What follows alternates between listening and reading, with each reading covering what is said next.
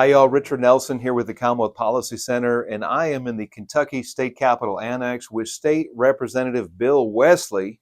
And he recently introduced a bill that addresses Sharia law, Islamic law, and whether or not it's applicable to disputes and contracts in the Commonwealth of Kentucky.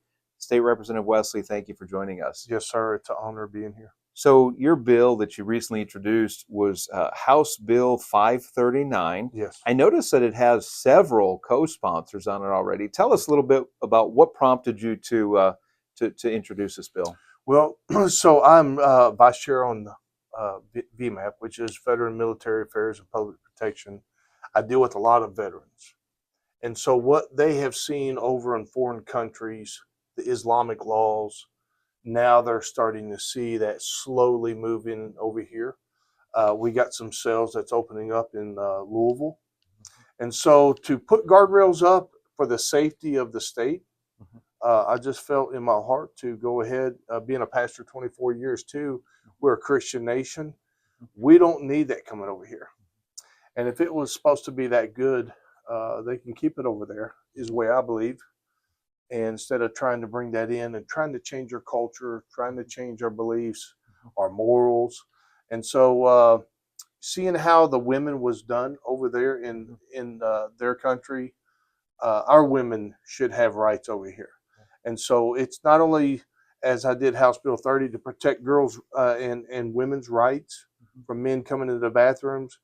This is also to protect our women over here, that they shouldn't have the right to implement their laws on us, especially our women. I know that in some Muslim majority areas or where there's a significant population, I'm thinking of in Michigan, I want to say Kalamazoo, where they actually have the call to prayer through the public areas. It goes through the streets 5 times a day. And that's an interesting thing. We do have freedom of religion, right?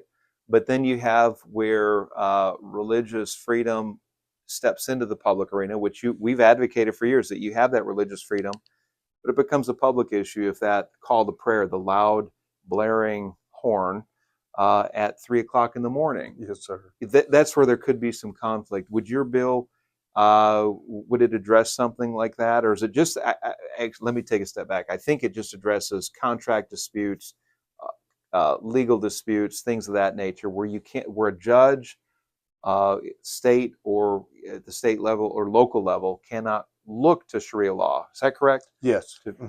So the prayer would be different, but their laws are totally against ours. We know that. And what they're trying to do, say in Dearborn, Michigan. Thank you.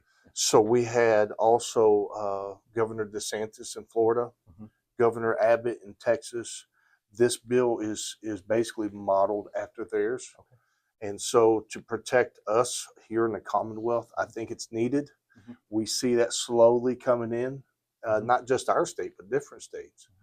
And so nobody wants to be woke up with a blaring horn at 3 o'clock in the morning. But also what they do, they try to implement laws. If you go back in Dearborn, now their whole city council is filled with Islamic. And so now they're trying to bring that in. If you go down through Dearborn, you'll see the signs has changed, the names of buildings. It's all in foreign Islamic writings. So, you know, they're trying to change us in a lot of ways. And so I'm not against people coming here if they come the right way through a vetting process. I believe this. God has laws, God has rules, God has walls, and he has a vetting process. And so I want to do the best for our state and to protect our people. And that's why I'm trying to push for this bill. Very good. Again, the bill is House Bill 539. And if you're interested in weighing in with your opinion about this bill, you can contact the legislative message line, which is 800-372-7181. State Representative Wesley, thank you for your time. Thank you so much.